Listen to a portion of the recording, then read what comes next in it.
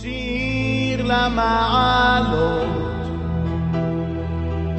אשא עיניי אל ההרים, מאין יבוא עזרי.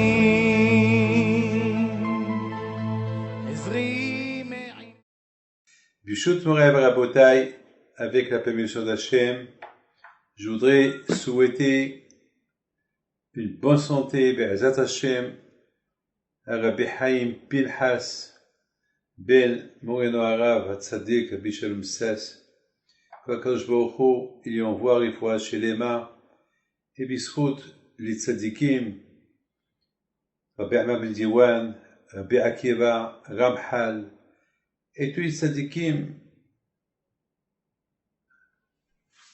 du monde entier, Akadosh Baruch Hu soit avec lui et avec tous les malades, tous ceux qui sont encore malades, Be'ezat Hashem, qu'Akadosh Baruch Hu leur envoie le foie chez les mains. Et aussi, on souhaite Be'ezat Hashem à notre cher ami Rab Ariel, qu'Akadosh Baruch Hu lui donne Zera Ashul Kayama, Shaoskim Bator Mitzvot, que les échos de son papa, Alav Shalom, Harav Gaon, Rabbi David, Zechet Tzaddik Lebracha, soit avec lui, Amen Keratson, et qu'il aura tout ce qu'il désire. Et vous tous ceux qui sont là, en train d'écouter ce Dvar Torah, quand je vois au vous donne la santé et la joie, Keratson. D'un côté, on ne sait pas, parfois, comment dire merci à Kadosh Baruch Hu pour toutes les bonnes choses qu'il nous fait. Hier, on m'a demandé de faire un cours pour la Rifoua Shelema. J'ai l'expérience que je préfère donner un cours de Torah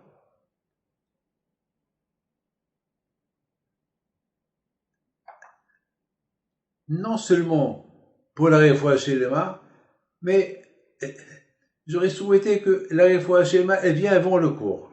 Pas que le cours il soit pour la Rifoua Shelema. Et bon, Hashem HaKadosh Baruch Hu hier il nous a donné cette joie que, une fois qu'on a mentionné le nom de Behaim Pinhas, ils ont appelé la famille pour leur dire, il a ouvert les yeux. Vous n'avez aucune imagination la joie que j'ai eue. Ça, c'est le kouah de la Torah. Le kouah de la Emouna. Lorsqu'on a l'Emouna, alors, dans Akadosh Baruch Hu, les portes s'ouvrent. Les portes s'ouvrent. Je voudrais vous raconter une histoire d'une femme, d'un Avrech, à Ashdod, qui étudie chez nous. La veille de Pessah, voilà, j'ai devant moi sa lettre. La lettre qu'elle m'a écrite, elle est là. La veille de Pessah, pendant qu'elle faisait Bdikat Hametz, elle a glissé et elle s'est cassé les mains, je sais pas quoi. Donc la pauvre, elle n'arrivait pas à bouger ses mains. Son mari, il la prend à l'hôpital. Alors il faut attendre. Et la pauvre était stressée. C'est Pessah. Elle a des enfants. Comme vous savez, c'est des religieux. C'est pas des gens, les pauvres, qui ont les moyens pour aller à l'hôtel. Et les pauvres, ce qu'ils vont acheter, ce qu'ils vont recevoir, c'est pour Pessah. Et voilà la pauvre. Et chaque fois, elle disait à son mari, si on n'était pas là, ben j'aurais déjà fini ce placard et j'aurais attaqué l'autre placard. Et après une demi-journée d'attente, voilà, ils lui ont fait un scanner. Ils lui ont dit, tu sais madame, vous avez le bras qui est fissuré, il y a une fissure, et il faut qu'on vous fasse le plâtre, et ça va prendre 15 jours, donc 15 jours vous retournez, on verra.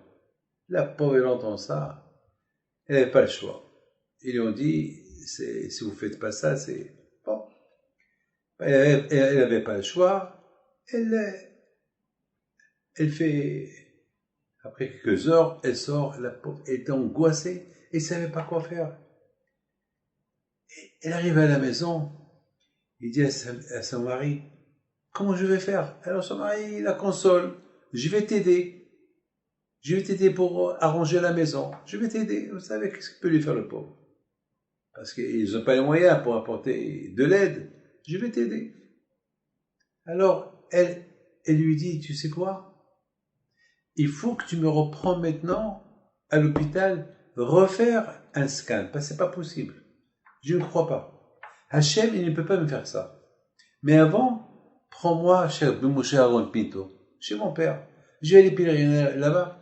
Là-bas, je vais nettoyer la chambre où Rabbi Moshe Aaron Pinto est enterré, et après tu me prends à l'hôpital. Il lui dit, Léa, tu es folle. Elle s'appelle Yasmine.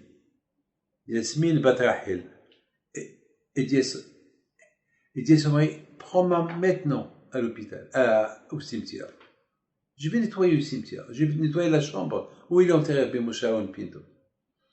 Et c'est un avraire. Il a toujours vécu dans le Shlom Bayit. Il y a des gens qui vont peut-être crier, causer des histoires. Et lui, le pauvre, il lui dit, bon, viens, on va aller. Il apprend. Et lui dit, toi, assieds-toi, tu les télim, laisse-moi, moi, arranger un peu les livres, je vais nettoyer un peu. Et la pauvre, elle a pris avec elle une bouteille d'eau et quelques chiffons, et elle a commencé à nettoyer. Et elle priait, elle pleurait. Et elle disait à Hachem, comment je vais faire ces Pessah? Tu nous as donné une fête de Pessah. Et comment je vais la faire? Les Mouna, c'est ça, le juif. C'est ça, mes amis, la Torah. La Torah, il faut les sentir. Beaucoup de fois, il y a des gens qui vont étudier la Torah. Mais là, ils sentent pas le goût de la Torah. Beaucoup de fois, je lis les livres de Rabbi Shalom Sess Alav Shalom, les Hamashemesh, les livres sur Tvat Shor, les livres sur la Lacha, les livres sur la Torah, et je vois la beauté à travers ces livres, je vois la grandeur de Rabbi Shalom Alav Shalom, le père de notre ami Haïm Pinhas, Rabbi Haïm Pinhas. On voyait, comme on dit, Ta'amo Oki de Hashem, tu goûtes la Torah, tu la goûtes et tu vas voir la grandeur d'Hachem. Pour découvrir la grandeur d'Hachem, il faut la Torah. Sans la Torah, on ne peut pas savoir qui c'est Hachem. On ne peut pas savoir. Découvrir Hachem, c'est uniquement à travers la Torah. Vous savez, par exemple, Bishalom Sess, Alav Shalom, il dit une phrase belle, 1000 fois je l'ai répétée, tout le temps je la répète. Il dit que il y a David Ameller, il avait une guitare, il s'est écrit Hatzot Laila Akum Leodotla. À minuit pile, je me lève pour donner des éloges à Akash, pour étudier la Torah. Alors Hachami me pose une question. David Ameller, il se réveille à minuit pile. David Ameller, c'est pas un menteur. S'il a écrit dans le Tehillim, à minuit je me lève, ça veut dire à minuit pile il se lève. Alors, à l'époque, il n'y avait pas des montres. Comment il va se lever à minuit? Comment il sait? Minuit pile. Et la Gemara, il dit que David Ameller, il avait une petite guitare qu'elle était accrochée sur le mur. À minuit, il y a un vent qui va rentrer de la fenêtre et va faire bouger les fils de la guitare, et ça va faire du bruit, din, din, din, din, din, din, din, et David Ameller qui se réveille. Alors, Bishalom Sass, il pose une belle question. C'est dur de croire à ça. Il dit comment, il y a des nuits, il y a, surtout à Jérusalem, il y a des jours qui fait très très chaud, il y a pas d'air, il y a rien qui bouge. Il y a beaucoup de nuits qui fait tellement chaud, des nuits la canicule, comment chaque nuit, hiver comme été, il y a un vent qui rentre, attends, c'est pas possible, et qui va le réveiller, attends, vous savez que Hachamim me disent, il faut dire des choses, il faut dire des choses qu'on peut accepter. C'est comme par exemple quelqu'un me dit, j'ai demandé à mon chien qui m'apporte un verre de soda. Et il m'apporte un verre de soda. Et il a, attends, c'est pas, ou bien, je lui dis, écris-moi une lettre. Un chien, tiens, prends le papier, écris-moi une lettre. Attends, il faut dire des choses qu'on peut comprendre. C'est quoi? Un peu de vent qui va rentrer par la fenêtre, il va, rien qu'à minuit, un vent, attends. Ici, on parle pas des miracles, ici. C'est écrit, à Hatzot Laila Akum, ça veut dire que David Ameller, il se réveillait lui-même. C'est-à-dire, il n'y a pas, comment, un vent, il vient. Ça, c'est la question qu'il pose à Bishalom 16.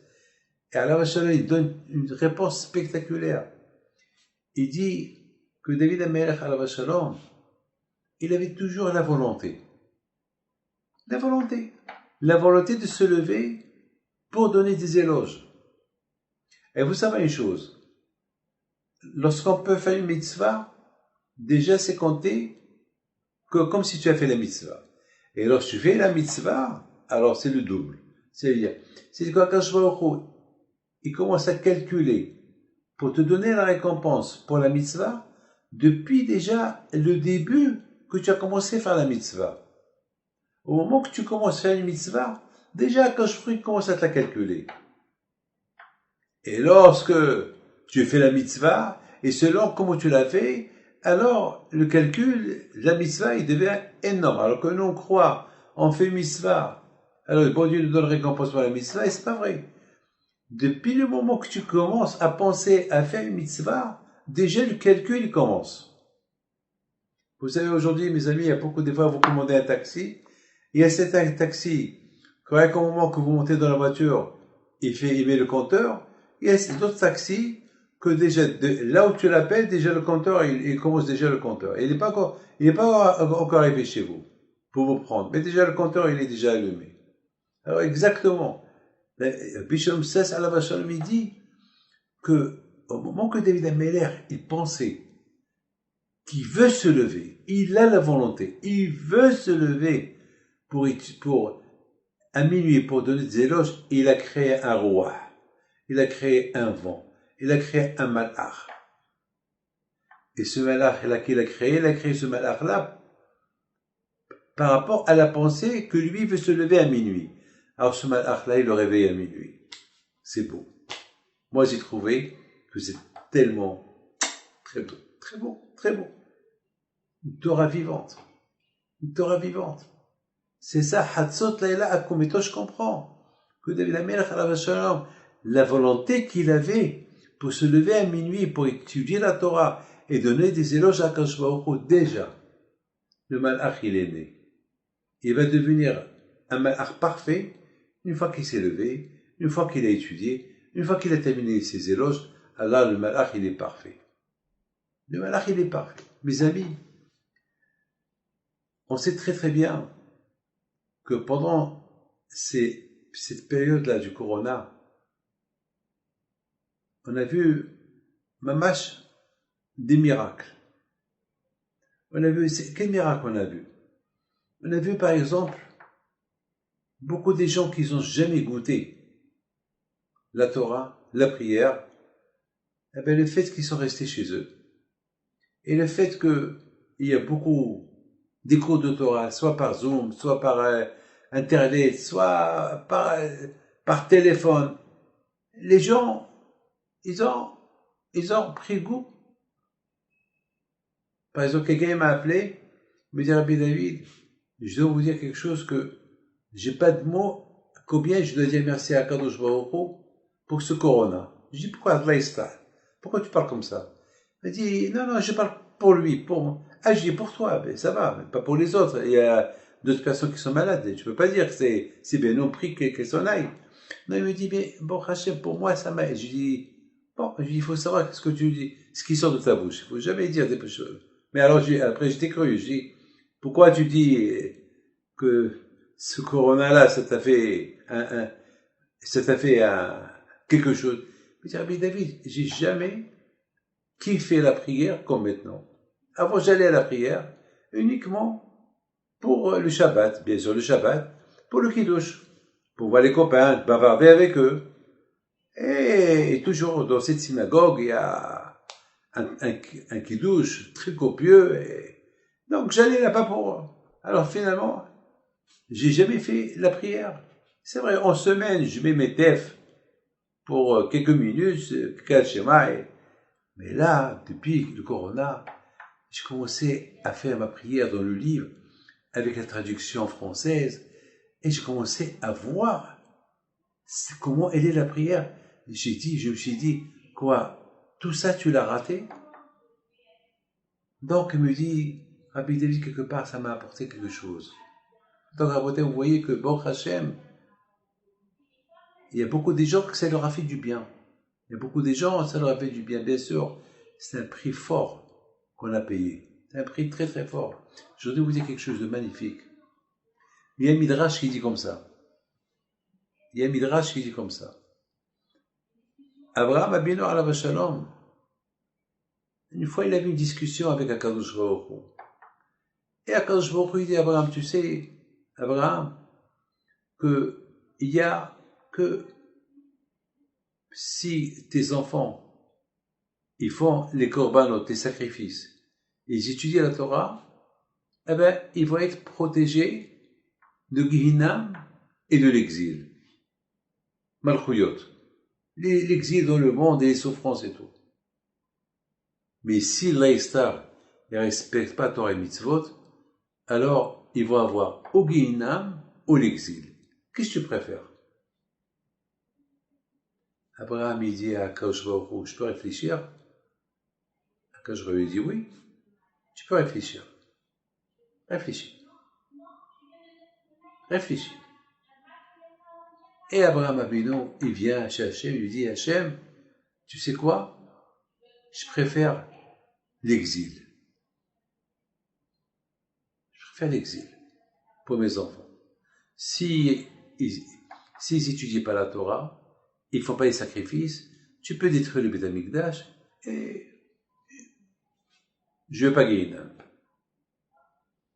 Mon Rav alav shalom, Rabbeinu Gershom Livman, il pose une belle question. Rabbeinu Gershom Livman, lui, il était un rescapé de la Shoah. Il a beaucoup souffert de la Shoah. Il a vu des milliers de personnes qui sont mortes. Il raconte que, je ne sais pas comment, et bien sûr ils ont tué toute sa famille. Il a dit, j'en veux un peu à Abraham Abinu. Parce que il a choisi l'exil. Il a choisi. Ça veut dire que la Shoah, ben c'est Abraham Abinu qui l'a choisi pour nous. Pourquoi il n'a pas choisi Gehinam? On va à Gehinam, on souffre un peu et c'est fini.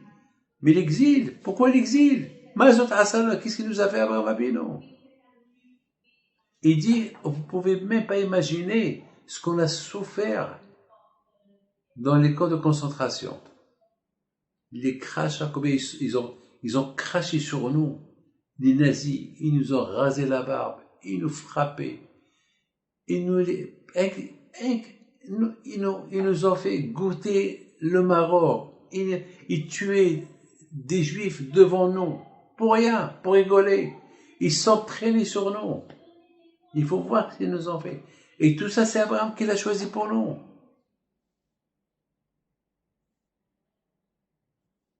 Est-ce que vous croyez qu'Abraham Abinu, Hachem lui a donné le temps à réfléchir, il a dû bien réfléchir, Gehinam ou l'exil, et il a choisi l'exil. C'est dur, c'est ce choix qu'il a pris pour nous, c'est trop dur. Vous savez mes amis, j'ai beaucoup réfléchi à sa question. Et finalement j'ai dit, Abraham Abinu l'a bien fait. Vous savez qu'est-ce qu'il dit le Gaon Vilna?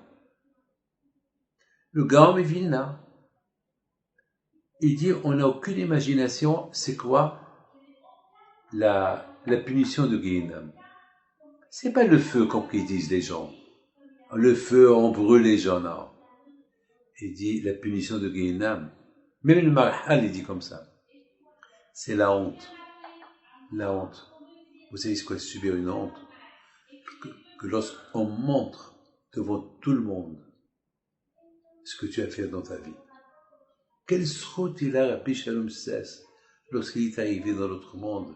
Il est arrivé pur, saint, sadique, anav, lui, son fils, Alav Shalom, Rabbi David, Alav Shalom. Quelle route! Mais malheureusement, ceux qui s'éloignent de la Torah, Guéhinam, c'est grave, c'est grave. Abraham Abinu, il a beaucoup calculé. Qu'est-ce que je préfère pour mes enfants? Guéhinam ou l'exil? S'ils vont pas suivre le chemin dans la Torah, ils vont avoir la destruction de Beth Amikdash, ils vont perdre les korbanot. D'accord. Alors maintenant, qu'est-ce que je choisis pour eux? Guéhinam? Guéhinam? Non. C'est mieux l'exil. Pourquoi? Mes amis, finalement, vous savez que l'exil, il est bien. Regardez vos Hachem, on est en exil. Voilà, on habite en France. On habite un peu partout, en Amérique. On habite partout. Et bon, Hachem, finalement, lorsque on souffre cette corona, finalement, il nous a rendu un peu dans le bon chemin. Cette corona-là, il nous a rendu un peu dans le bon chemin. Il y a beaucoup de gens qui ont fait Teshuvah. C'est vrai, il y a eu beaucoup de gens, malheureusement, qui sont partis, beaucoup de gens. Mais bon, on a vu aussi des miracles. Je vous donne la parole d'honneur. On a vu des miracles, des gens. Je connais plein, j'ai un dossier des gens que les médecins, ils ont dit c'est fini pour eux. Ils ont ressuscité. Personne ne comprend. Il y a d'autres, mais les pauvres, que malheureusement, ils sont partis comme sacrifice. On ne peut pas rentrer dans les calculs du bon Dieu. Quand je vois où il a ses calculs. Non, c'est pas, on n'est que des pions. On ne sait pas.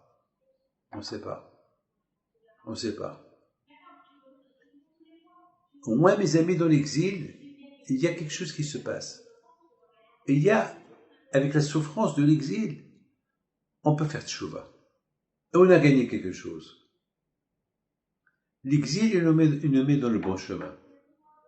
Il suffit qu'il y a eu un Haman qui a dit que je vais tuer tous les juifs, tout le monde a fait tchouva. Et là, ça fait qu'un Hitler, il a commencé à faire ce qu'il a commencé à faire. Bon, Hachem, on a fait une grande teshuvah. Bon, Hachem, Hitler, il est parti, il a été puni. Et bon, Hachem, Am Israël, Haï. Et pourquoi? C'est encore une fois, c'est les calculs de Akash Baruch Hu.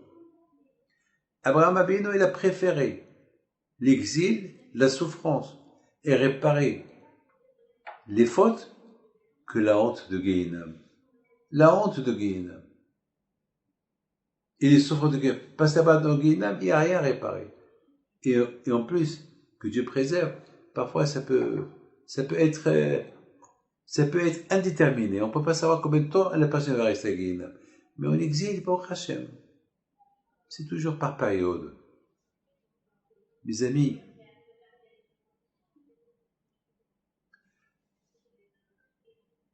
grâce au sacrifice qu'on fait pour aller à la synagogue, pour se lever, pour manger le kasher, Akash Baruch Hu nous protège de tout. Vous imaginez ce qu'il a dit à Rabbi Shalom?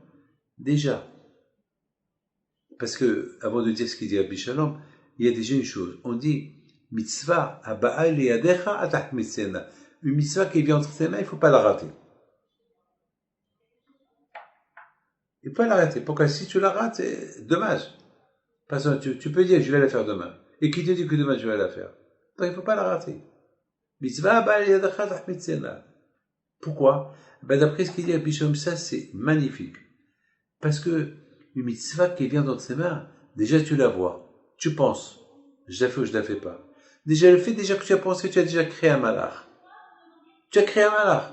Alors maintenant, fais-la. Le malach, il est là. Tu as déjà commencé par la pensée à créer un malach. Alors fais-le. Alors si tu ne la fais pas, ce malach miskin, il va devenir quoi? Il va rester suspendu. Un malach, son travail sans rien du tout. Tu l'as créé avec la pensée, il est suspendu. Donc Dieu préserve, c'est le pauvre. Bon, peut-être tu vas la finir demain, mais entre-temps, il va faire quoi? Un malach, il il veut être chalem, il veut être parfait, il veut qu'on le finisse. Mes amis, lorsque vous fabriquez la matzah, hein, mes amis, lorsque vous fabriquez la matzah, il faut faire vite. Si tu as 18 minutes en tout, entre temps que tu fais la pâte, 18 minutes. Tu peux pas commencer à faire la matzah, et tu allumes une cigarette, et tu prends un café, et ça y est, la pâte devient hametz. Il faut faire vite, vite. Il n'y a pas de temps, il n'y a pas de temps à perdre. C'est pour ça qu'on appelle matzah mitzvah. Mitzvah, matzah. Chaque mitzvah, elle s'appelle matzah. Parce que chaque mitzvah, lorsque tu la commences, tu as un laps de temps pour la faire. Tu peux pas ralentir. Vous savez, dans la paracha des Korbanot, Tzav, quand je vous dit au Moshe Rabbeinu, Tzav, ordonne. Et Bishimon dit, c'est quoi Tzav? Tzav, ça veut dire, quand je vous dit à Moshe Rabbeinu, dit au Kohanim, lorsqu'il faut le sacrifice de Ola, il faut qu'ils le font vite. Il ne faut pas qu'ils soient fainéants. Vite! Alors, tout le monde, Rashi pose une question. Attends. Pourquoi les Kohanim, ils sont fainéants? Mais toutes les petites choses que les Kohanim ils les font vite. Ils sont rapides, les Kohanim. Mais il faut voir comment il faut les sacrifices au Beth Amikdash d'une rapidité extraordinaire. Il faut des milliers de corbanotes en quelques secondes. C'est rapide. Chacun les jette à l'autre. Ils étaient forts, les Kohanim. Ils prenaient l'animal, ils le jetaient. Hop! Ils faisaient même la shrita comme ça. Ça courait, ils faisaient la shrita. Ah, maintenant, mes amis, la question, elle est grande. Pourquoi Akash Baruch Hu, il dit que pour le sacrifice de Ola, il faut le faire vite? Et la Gemara, il dit, parce que les Kohanim, ils ont une quote-part dans chaque sacrifice. Mais dans le Korban Ola, il est tout pour Hachem. C'est un Korban pour Akash Baruch Hu, tout entier, on brûle tout le Korban. Le Korban Ola, il est tout pour Akash Baruch Hu. Étant donné que le Kohen, il n'a rien du tout dans ce Korban-là, alors Akash Baruch Hu, il dit, bon, puisque tu n'as rien du tout, tu vas le faire n'importe quoi. Il faut être rapide. Même pour là où tu n'as rien, il faut être rapide. Je pose une question. Est-ce qu'il va y avoir un Kohen qui va penser comme ça? Est-ce qu'ils ne sont pas des Kohanim qui sont blaql, sans intelligence? Attends. Mais le Kohen, le contraire. Il va, pour lui, pour les choses qui le concernent, il va être fainéant, mais pour ce qui concerne Hachem, il va être rapide. Et là, la Torah te dit le contraire. Là, la Torah te dit, hé, Kohen, vite, sois rapide. Lorsque tu fais le Korban d'Akash Baruch Hu, le Korban Ola, que tout le Korban il est pour le bon Dieu, fais-le vite. Ne sois pas fainéant. C'est dur. Mais si Hachamim t'ont dit que c'est la réalité, donc c'est une réalité. Alors comment vous pouvez expliquer ça? Ben, mes amis, on vit dans un monde de Yitzhara. Le Yitzhara, il peut aveugler la personne. Le Yitzhara, toujours le Yitzhara, il vient le matin. Au moment que on commence à bien dormir, c'est là que le sommeil, le réveil sonne pour te lever à la synagogue. Et là, surtout le Shabbat. Et là, après, vous savez, Shena B'Shabbat Ta'anog, le sommeil du Shabbat, il est magnifique. Et c'est dur, encore il faut se lever. Mais le Satan, il te dit, tu sais, repose-toi un peu, et dans 2 heures, il y a le Kiddush. Alors, encore 1 heure, et 1 heure, après le Kiddush, tu retournes, tu manges, et après tu fais encore la sieste. Mais dors encore. Mes amis, si ce monsieur-là, il avait un rendez-vous pour un grand crédit à la banque, et le tsaraï, il lui dit, bon, tu as le temps, il va écouter le tsara? Jamais. Alors pourquoi pour l'argent, pour le crédit, il va se réveiller plus tôt que prévu, et pour la prière, il va écouter le Yitzhak. Ben justement, c'est ça. Le Yitzhak est très fort. Et c'est la raison pourquoi quand je vais au prix de Kohanim, je vous connais. Vous êtes des tzadikim. Je sais que pour les choses qui vous concernent, vous allez être très fainéant, et pour les choses qui me concernent, vous allez être plus rapide. Mais c'est pas comme ça que le Yitzhak il est. C'est ce que vous pensez. Mais le Yitzhak il est très malin. Il risque de vous faire tourner la tête. Alors, habituez-vous. Soyez toujours rapide. Mes amis, c'est la raison pourquoi Rabotai, lorsqu'on a une bonne pensée, il faut en profiter de cette bonne pensée. C'est comme par exemple, Rabotai, quelqu'un qui marche à pied, il veut aller du 16e au 19e, à pied, parce qu'il n'a pas de voiture, il n'a pas les moyens, il n'a pas d'argent, il y a la grève des je sais pas, des métros, il n'y a pas de taxi, donc il va à pied. Il y a un ami qui vient. Il s'arrête. Vous allez où? Ben, je vais au 19e. Ah ben, ça tombe bien, je t'accompagne, viens. Et je connais un chemin plus court, et une demi-heure plus tard, ils arrivent à destination. Mais, qui va refuser? Mes amis, une bonne pensée, c'est comme ce monsieur-là qui vient vous aider à réaliser ce que vous voulez faire. Il faut déjà que ça commence bien. On dit, sauf ma'aseh, mais ma'ashavat ila. Un ma'aseh, une action que vous voulez faire, que ce soit dans le business, que ce soit n'importe quoi, on réfléchit. Même dans le mariage, on réfléchit. Même le médecin, un chirurgien, il réfléchit. Même qui connaît le corps, il connaît tout par cœur, mais il réfléchit. Parce que c'est pas, chaque corps est différent que l'autre. L'affaire, elle est pareille, mais la situation, elle n'est pas pareille. On est des êtres humains, mais le cerveau, le cœur et tout, c'est pas pareil. La pensée n'est pas pareille. Chacun a sa pensée, chacun comment il voit la chose. Beaucoup de fois, je vois les choses à ma manière et j'ai de la peine pour certaines personnes que je vois qui sont en train de faire des choses bêtes. Mais je peux rien faire. C'est pas. Et de quoi je me mêle? Parce que je sais si je lui dis c'est pas ce que tu fais, et ben tu dis de quoi tu te mêles. Donc je regarde et après je vois parfois si la personne je le connais bien, je l'avertis. Et quelqu'un que je connais pas, ça me fait de la peine. Mes amis, vous savez, en France, jamais j'oublierai, lorsque le Corona a commencé, et on a commencé le confinement en Israël, j'avais beaucoup peur des conséquences en France. Parce que je voyais que les frontières étaient ouvertes. Alors que dans certains endroits, je ne veux pas dire de nom, de pays, il y avait beaucoup de morts. Et ils ont posé des questions. Est-ce qu'on fait les frontières? Non, non, on laisse les frontières ouvertes. Il n'y a pas de problème. Et après, ils ont regretté. Mais moi, je n'ai pas d'honneur. J'ai vu de loin qu'il fallait fermer. À qui je parlais? 2 semaines avant Purim, j'ai donné l'ordre à ce qu'il faut annuler tout le michté de Purim. Je ne veux pas.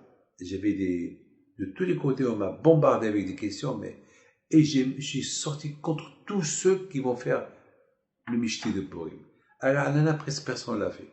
Parce qu'ils ont vu que 2 semaines à l'avance, il y avait ceux qui ont profité, ils ont voulu faire des grands, mais à la fin, lorsqu'ils m'ont écouté parler, j'ai dit, c'est des fous.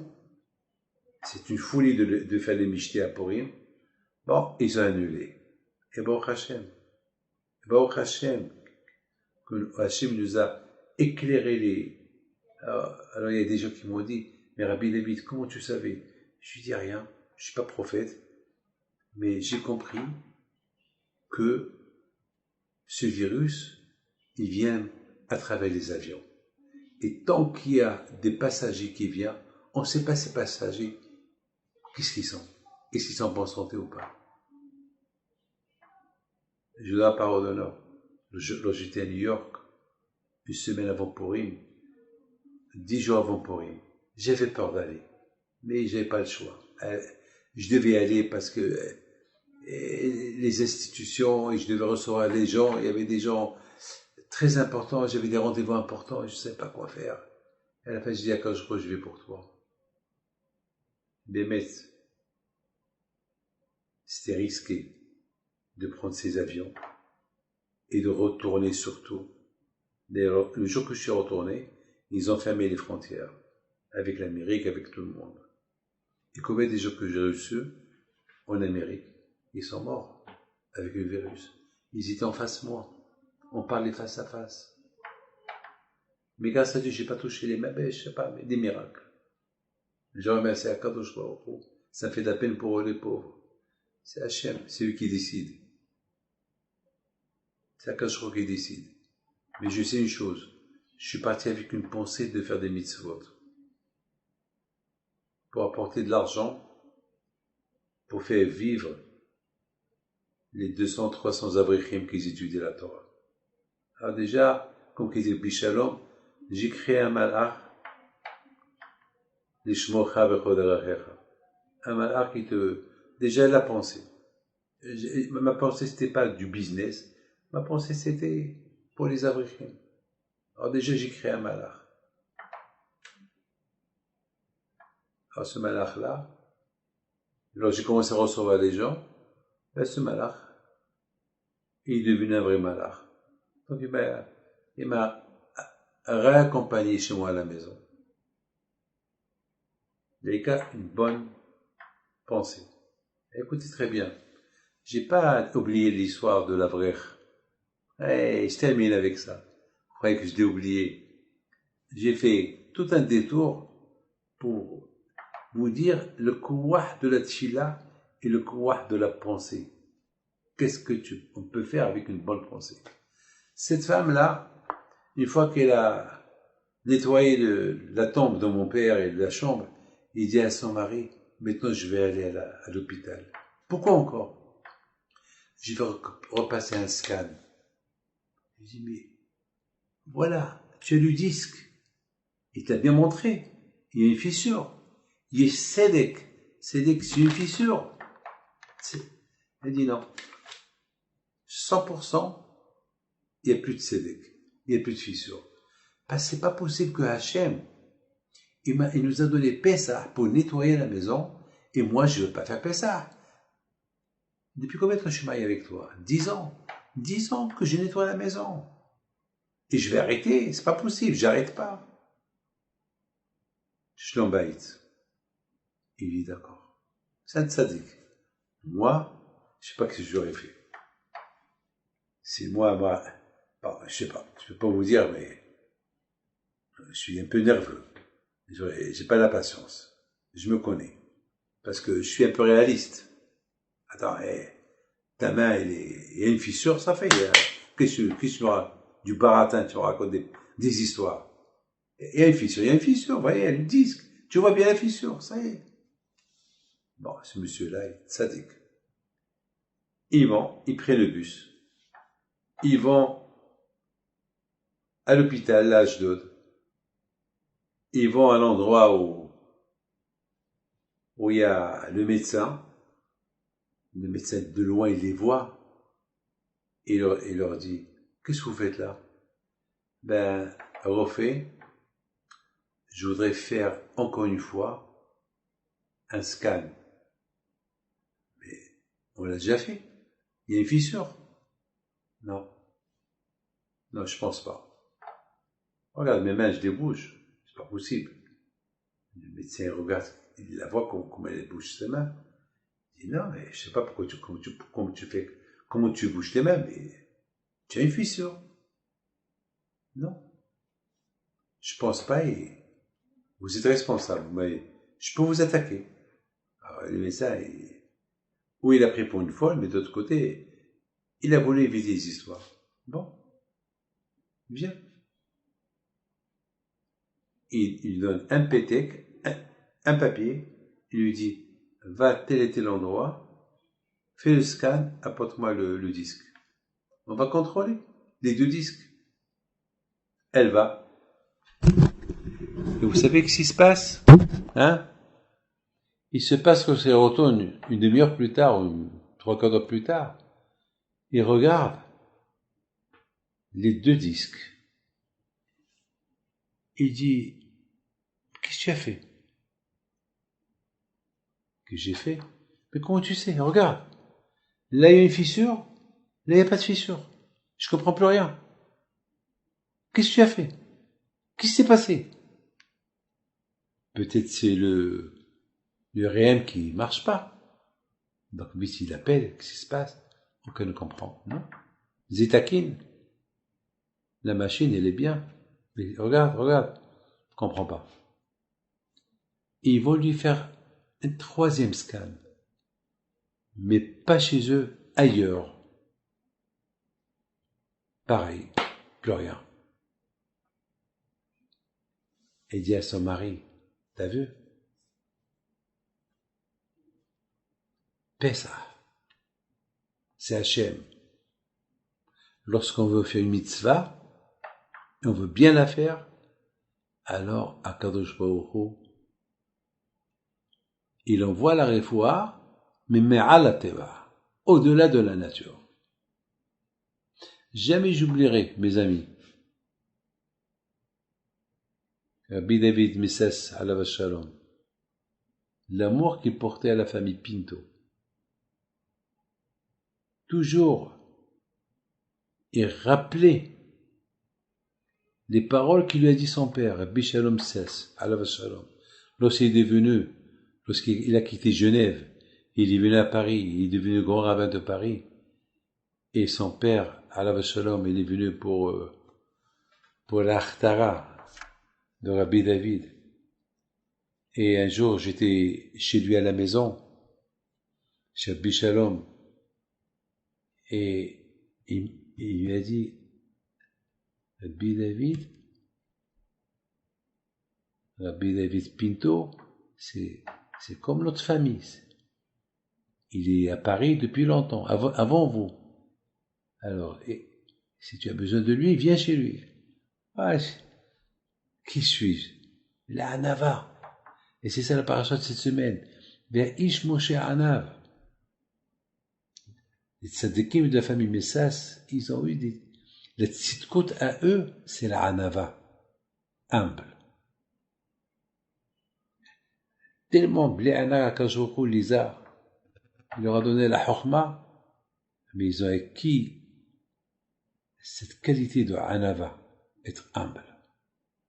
Comme Rabbi David, comme Rabbi Shalom, comme toute la famille.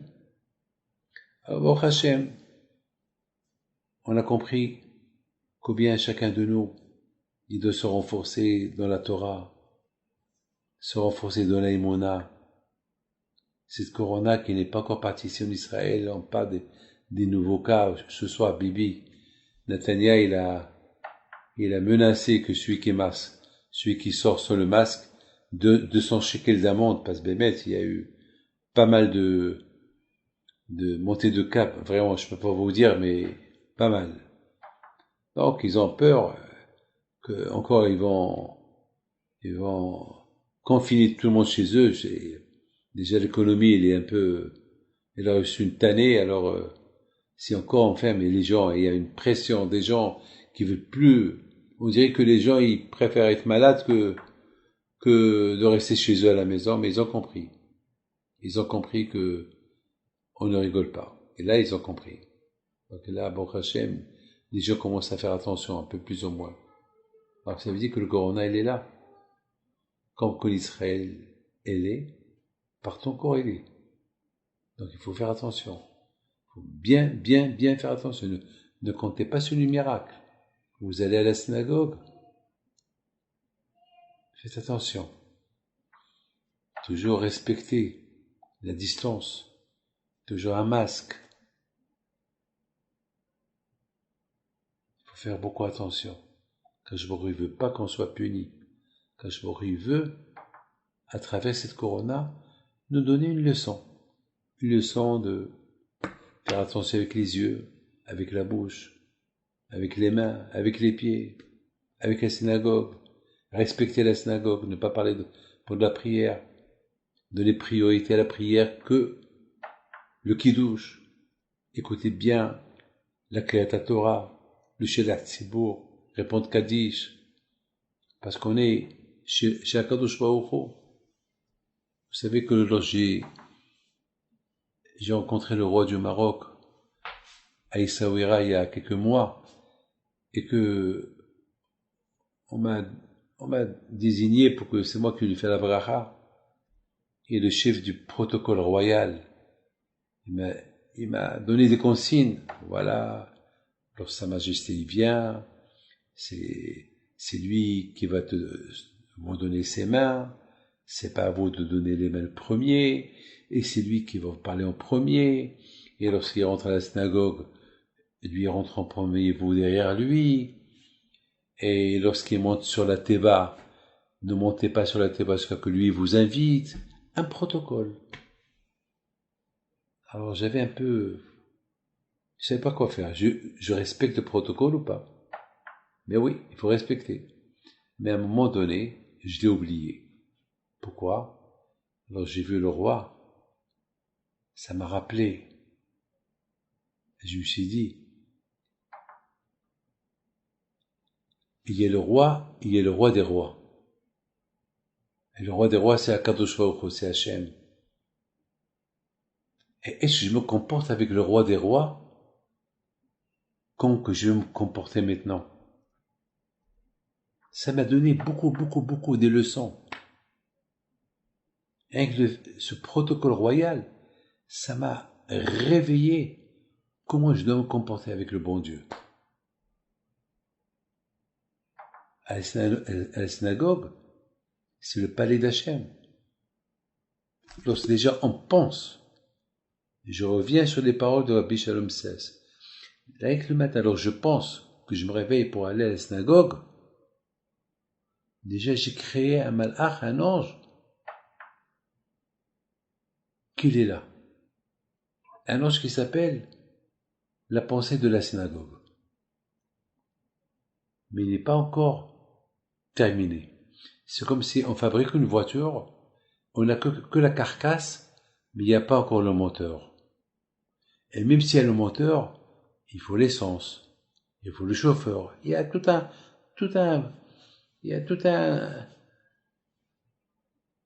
beaucoup de choses pour faire que cette voiture, elle peut démarrer, elle peut aller là où tu veux.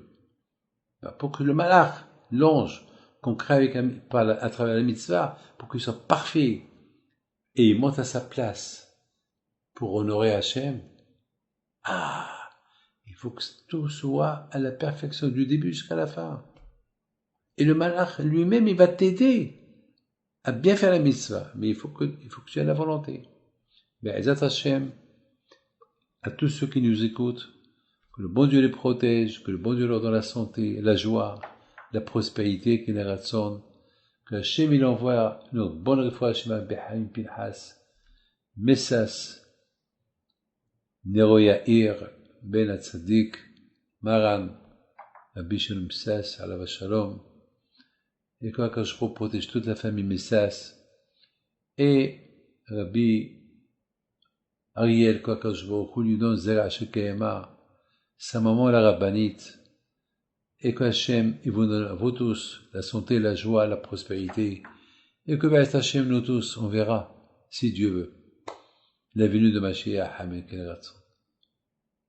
que le bon Dieu vous protège et vous donne la santé. Adonai yishmor tzedcha uvoecha me'ata